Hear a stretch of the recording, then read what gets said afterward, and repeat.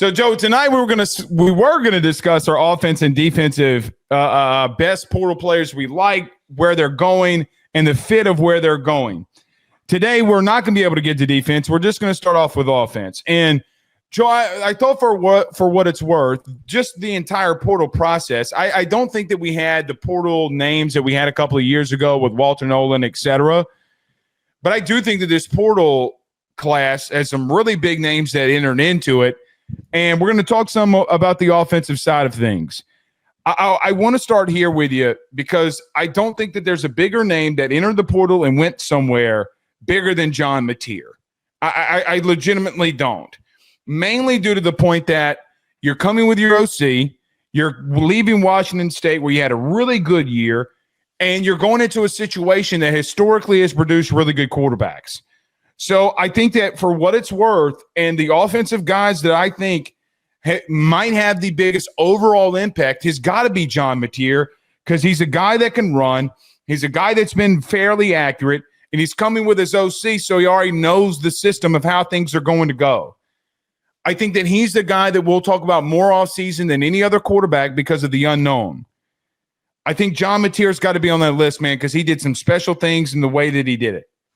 Yeah, it was my expectation that you were going to end up bringing up John Mateer, that he leads. How can I not? Right. And I think that he, more than Carson Beck, is the most important quarterback portal add this offseason. We didn't have like the crazy big race for Will Howard was highly talked about last cycle, and Riley Leonard was really highly talked about. It felt like we didn't really have that same type of sweepstakes that was going on for like a real premier quarterback. The minute that Arbuckle left Washington State to take the head coaching job, the offensive coordinator job with Oklahoma, this was a done deal. I think for what you just brought up, him being reunited and already playing in an offense that he knows, there's no guessing. There's no guessing like, is Mateer going to work playing in this offense? No, he's going to play in a system that he just spent time succeeding at a very high level in. The competition he's going up against is going to be a lot harder to deal with. With the issues that they've had with their offensive line and the slow progression of it, I think Mateer's play style is super important for Oklahoma. I agree. Improving this upcoming year, because it's going to get mischaracterized. Jackson Dart was a good runner and he had some big rushing games, but John Mateer's a different type of runner. Like, he is an improvisational, good awareness, good pocket poise, knows how to operate around pressure, knows when to escape. Arnold was, you had to call a design run, and you had to hope that he found the lane to pick up yards. And the Alabama game is the only example that we really and he have. Had five receivers that were out. Right. But Mateer, situationally, this is the biggest one because their success is literally riding on what this kid does. So there is one thing. So look, you talk about the dual threat of his play. The 15 touchdowns are really good. I mean, he ran for damn near 1,000 yards. I mean, he was fantastic to watch. I know a lot of people make a lot about his throwing motion. There is something that I've seen in him that I don't like, though. Turnovers got to come down. He only had 7 picks, but man, they were bad picks. Like they're trying to do too much interceptions. He's got to rein that down in a better overall conference, clearly, than the Pac-12. As much as we love the Pac-12, his schedule was not brutal at all. Like, right? I mean, that Washington State schedule, and I know that they got into the top 25, but I mean, come on, man. I mean, it was pretty dire. I mean, everything that they were going through throughout the year. So he's got to turn that down. But he's a special athlete at quarterback that I think comes onto a team that, you're right, had bad O-line play. They had to do some things at receiver. They got a whole new crop offensively. They're going to have to help him out. It's not all on him. But Jackson Arnold, Joe, we saw could not – I mean, look, man, there were not a lot of times where he was given a lot of time, but they also weren't calling 7-step drops for his ass, 4, 5, 6, 7-step drops for his ass, right? We weren't doing that. Okay, what we were doing here is that he could not find the open receiver. He couldn't throw the football. So, I mean, like, look, man, the RPO would not work. You fired your OC, you blamed it on him. Okay, we'll find out. I look at John Mateer and think that it's a brand new world for Oklahoma offensively, and we're going to have to wait and see if he can do that in the SEC. All right, who's your number one guy that you want to discuss here that you like the portal fit offensively? One guy that's pretty obvious. The other two maybe aren't as obvious. Zachariah Branch ending up at Georgia, I think, is just so impactful for what Georgia needed to improve on and what held them back this year. They had some good athletes at receiver, but they had so many inconsistencies. They had guys dropping balls left and right. They did not have consistent, reliable production from their receivers. Zachariah Branch didn't get the shine to the degree that we were going to hope that he was in his sophomore season. I think in this offense, with Bobo knowing what they need to do and they need to be more aggressive downfield and having a different type of quarterback back there with Gunnar Stockton, we saw him slinging it. We saw a very different style approach mentally between Gunnar Stockton and Carson Beck. And maybe it's Puglisi, who we haven't gotten to see yet. There's a whole offseason for us to figure that out. But Zachariah Branch, I still remember that kick return that he had against San Jose State in week 0 of his freshman season. And it gave you chills watching the kid run because he's got the vision, he has the elusiveness, and he's got the acceleration to just break away. It felt like watching Reggie Bush. That was the sense that you got. I can't remember the last time, maybe A.D. Mitchell or Lamikaki was obviously very good, but the last time that Georgia had like a really premier athlete like this at receiver. Lamikaki was a really good receiver. He's a great NFL receiver, but I think that Zachariah Branch, if he hits his ceiling in his third year, he could end up being a top 5 guy in terms of receiving yardage. I'm not going to go that far with him, and he did not make my list for this reason. If you do run it back with Gunnar Stockton, and he is the guy, I don't know if he look.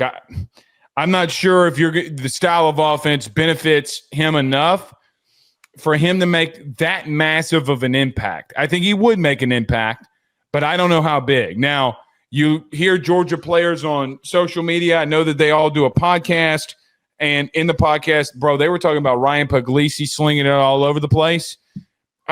It very well could work.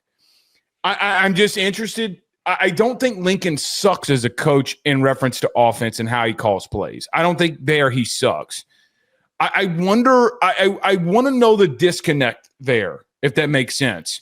Like I don't think that Lincoln only called short stuff for him for just small reasons. I feel like there's got to be a reason there. I don't know what it is. It just feels that way.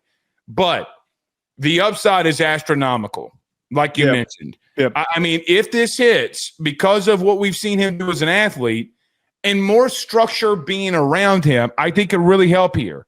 Who's going to be a quarterback? I don't know. And I think more because of not Zachariah Branch, the quarterback position here really affected my decision, right? Like, I'm like, man, I still could say him having the same amount of production. And then we're just say, yeah, it is what it is. Maybe I'm wrong. Maybe I'm right. I don't know. But he's not a bad one to have. I would have just gone with another receiver that I thought was going to make or have a bigger impact here. Okay, who you got next? Then? Isaiah World, the tackle from Nevada going to Oregon. That dude's big as hell. Very big. I said in the open that it's not going to be hard to miss this one. I felt like in the playoff game, you got bullied. Massively bullied. I remember both tackles getting pretty much manhandled. Ain't no dude 6'8", 365 that can move like that getting manhandled. I'm sorry. It ain't happening. Unless you get under his pads. I mean, I get it. I mean, this dude's throwing dudes around left and right. I know he's coming from Nevada. But, man, I see what everybody sees in him. Like, I mean, Joe, he's a number 1 portal player, number 2 portal player for a reason. I see it. I mean, I'm not going to be one of those guys that come out here and says, you know, the services 247 on 3, they got it wrong here. I can't do that. To be that big and that athletic is a little different. It actually, quite frankly, it is a little different. At 365 pounds, 335 pounds, whatever it was, Joe, that's like Shaq being your right tackle. I mean, Shaq's 7 foot, but you give him right. It's like a chunky, Twinkie-sized LeBron out there, okay? 6'8". This dude might block the sun for a small quarterback and Dante Moore. But this is why I'm going with it. I'm going with it because of I couldn't help myself in doing when we're doing the segment. I like the fit. I love the fit here. I mean, they have not been bad at recruiting transfer portal tackles, but I think that this guy could be a little bit different. I see why 40 teams in the portal offered him. Joe, 40 teams. Mm-hmm. Like, that's ridiculous. Everybody's going after him. So I think that a lot of people see the massive upside, but to protect a guy like Dante Moore could really, really add an addition for a young quarterback. First of all, his name is extremely fitting because his name's World and he's the size of a planet. He is really fun to watch. I mean, you're right. What a dad pun.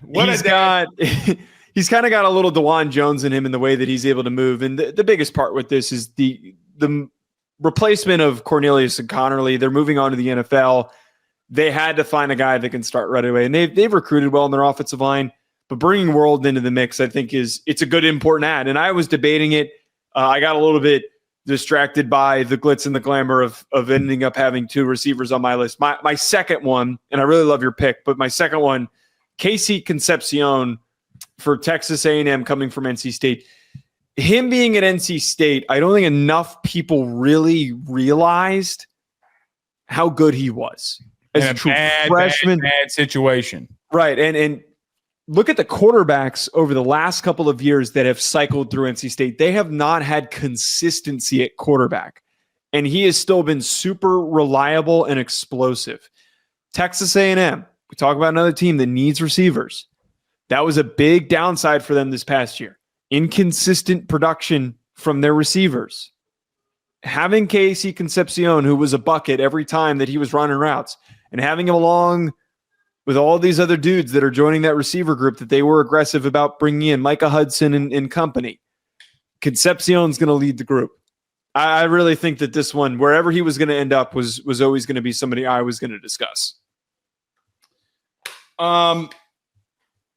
So you got cutting the glitz and glamour. Mine's going to be a quarterback, my last one here. But in reference to Casey Concepcion, I mean, he's on my list here. I think Marcel Reed, for what it's worth, Joe, I see the talent there. I think they're going to get better offensively. I do wonder how that works with Colin Klein, but the kid is he's the perfect fit for them because he's your ultimate slot guy if they want to move him there. 1,000%. I think that you can utilize him in such a different way than you can so many other guys. I don't know what a good comparison in the league for him would be. I've been thinking about that all day. But for Marcel Reed, you're saying? No, for Casey Concepcion. Oh, yeah, I don't know. That's a tough one. I don't want to say what I feel like I'm seeing because it's not worth it. But I see the route running that he produces, and that's just where he separates himself, right? Like, yeah, he separates himself from those pop. I mean, you don't know where he's going. Yeah. Well, more than quick feet. There are special athletes that can stop on a dime. I have not seen someone that in a long time that just like literally boom, and then he's gone. That's where he's beating everybody. Because I don't know if the top end speed's there. Like, I don't know if he's the fastest wide receiver of all time. One thing I know is the Christmas. I was going to say another one would be like Waddle a little bit, right? But just a little bit different in the sense of that I feel like Concepcion's a little bit more physical. Mm-hmm. But, man, the clean route running, Joe, is going to be a big thing. Can Marcel Reed take the next step? I like the Casey Concepcion pick here. Who's the last guy you got? So my last one here is Fernando Mendoza at Cal. From Cal to Indiana. You stole my last pick. Okay, well, I'm surprised that we agreed. I'm shocked that we agreed. Fernando Mendoza. Brother, if he can do it at Cal, he's going to do it at Indiana with a more high-flying offense. Sorry. Cal almost beating Miami. Cal beating Auburn does not change anything for me. He does, though. Like, Cal had a bad season, not because of him. Fernando Mendoza, dude, I mean, listen, I feel like I'm seeing somebody at the end of the season that figured it out. I really do. This kid could be dangerous. What a massive pickup for Indiana. I love Fernando Mendoza going to Indiana. he's good enough that I really thought that he was going to end up at like a premier school. I did too. To a degree, it's a steal. Yeah, it really is.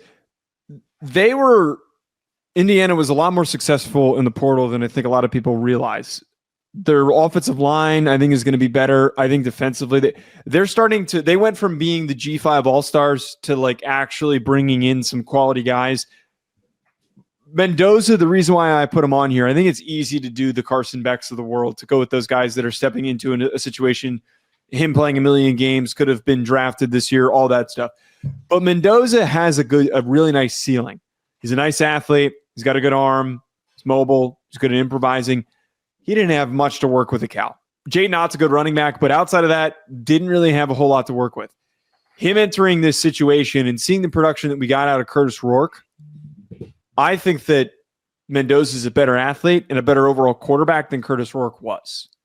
And they lost Sunseri, who was going to UCLA, but they're returning their offensive coordinator. They're bringing back a situation for him that is built and conducive for him to have a very productive season. I mean, look, the schedule flips.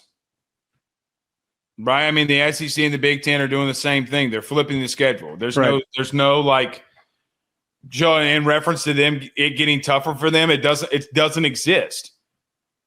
This kid would, brother, both of his premier running backs were out for the season. His offensive line was crumbling. Name a receiver at Cal. Like, you're not going to be able – go watch some of the stuff that this kid did. I think he could be really, really good. Yeah. And I think this was a really, really good fit for him. You know what my honorable mentions would have been here? Who do you have? Justice Haynes. Okay. At Michigan. I like that one. I think he's going to run for a buck. He's going to run for 1,000 yards possibly. You took my Georgia receiver pick. Oh, who did you have instead? But I had Noah Thomas. Okay. Good player. Noah Thomas can be special. He can really, really be special. Well, and to that talking point, he's now entering a situation where he's not the only guy. He's got Branch to play off of. So I think both of them are going to have great seasons.